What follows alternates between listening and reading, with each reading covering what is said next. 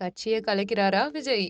எந்த நிகழ்ச்சியும் வேண்டாம். கடும் நெருக்கடியில டிவிகே தலைவர். தமிழக அரசியல்ல சமீபத்துல மிகப்பெரிய அதிர்ச்சி ஏற்படுத்தினது கரூர் நிகழ்வு தான். தளபதி விஜய் அவர்களுடைய தலைமையில நடைபெற்ற பிரச்சாரம் இருக்கு இல்லையா? 41 பேர் இறந்து போயிட்டாங்க. பாதி பேர் என்ன சொல்றாங்கன்னா, ஸ்டாலின் தரப்புல எந்த விதமான ஹெல்ப்பும் பண்ணல. ஆளும் கட்சி தரப்புல இருக்கனாலதான்னு சொன்னாங்க. அதே மாதிரி இன்னும் மீதி பேர் என்ன சொல்றாங்கன்னா, இந்த நாயக வழிபாட்டுல இருந்து வெளியில வாங்கடா, ஏன்டா இப்படி பண்றீங்க அப்படின்றாங்க.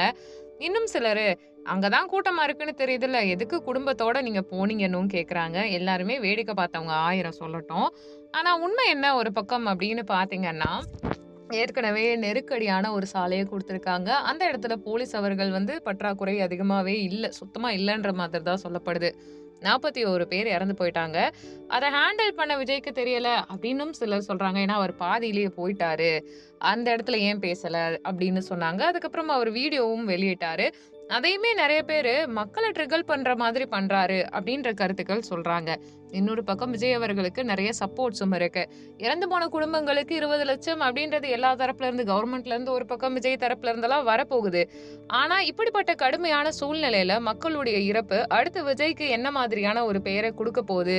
அப்படின்ற ஒரு விஷயம் போயிட்டு இருக்கு. இன்னும் அரசியல்ல அவரு புள்ளையார் சுழி கூட சரியா போடல.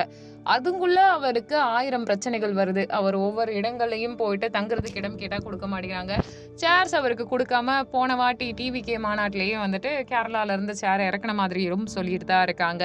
ஒரு பக்கம் பார்த்தா ஆல்ரெடி டிஎம்கே கட்சி சார்பா ஒரு மாநாடு மாதிரி ஒரு விஷயம் நடந்தது. நெறைய இன்ஃப்ளூயன்சர்ஸ் வச்சு உட்கார்றதுக்கு சேருக்கு இடமே இல்லன்ற மாதிரி பேசி வச்சிருந்தாங்கன்னும். அதுக்கப்புறமா இந்த விஷயம் நடக்கும்போது நெறைய பேர் என்ன சொல்றாங்கன்னா, இதுவும் அதுவும் ஒண்ணு. அத மறைக்க இத பண்ணிட்டு இருக்காங்க. இப்படிதான் நம்ம அரசியல்ல இருந்துட்டு இருக்கணும்னு சொல்றாங்க. எப்படி கரெக்ட்டா சொன்ன மாதிரி உடனே வராங்க. கலெக்டர் அறிக்கை உடனே தயாரா இருக்கு. இத்தன பேர் இறப்பாங்கன்னு எப்படி தெரியுது? சுத்தி என்ன சூழல் நடக்குதுன்னு எங்களுக்கு சத்தியமா புரியலன்னும் நெறைய பேர் சொல்லிட்டு இருக்காங்க. ஆல்ரெடி பார்த்தீங்கன்னா, ஏற்கனவே நெறையவுமே கட்சி கூட்டங்கள்லாம் இருந்துச்சு. அது எல்லாத்தையுமே க்ளோஸ் பண்ணிட்ட மாதிரியான சூழ்நிலை. இனிமே விஜய் வெளியில வருவாரா? அவர் பேசுவாரா? அவர் பேசினா அவ்வளோ மவுஸ் இருக்குமா? இந்த ஒரு விஷயம் இருக்கு இல்லையா? அத உடைச்ச மாதிரி தான் இருக்கு. அரசியல் குற்றச்சாட்டுகள் நெறைய சொல்லியிருக்காங்க. ஆதவ் அர்ஜுன் தன்னுடைய எக்ஸ் தளத்துல என்ன சொல்லியிருக்காருன்னா, கலவரத்த தூண்டும் வகையில கருத்து வெளியிட்டதா, இப்ப அவர போலீஸ்ல புடிச்சுட்டு போயிருக்காங்கன்னும், மத்திய அரசுடைய முக்கிய எம்பிக்கள் கரூர் வந்தது நேர்ல பார்த்து பார்வையிட்டு, அங்கு அண்ணாமலை விபத்து நடந்தது எப்படி அப்படின்றத விரிவா விளக்கியிருக்காங்க. அரசியலுடைய ஆரம்ப புள்ளி இவ்ளோ பெருசா இருக்கும்னு யாராலயும் எதிர்பார்க்கவே முடியாது. அவங்க தங்களுக்கு தகுந்த மாதிரி நெறைய அரசியல் பண்ணிட்டு இருக்காங்க. ஆல்ரெடி கழுகுக்கு கண்ணு வேர்க்குதுன்னு சொல்றதா இருக்கட்டும். இன்னொரு பக்கம் கமல்ஹாசன் அவர்களுடைய பேட்டியா இருக்கட்டும். இப்ப விஜய் பார்த்தீங்கன்னா, ஹெல்ப்லெஸ்ஸா இருக்க மாதிரி இருக்கு. நார்த் சைட்ல இருந்து அவருக்கு சப்போர்ட் வர மாதிரி லைட்டா போயிட்டு இருக்கு.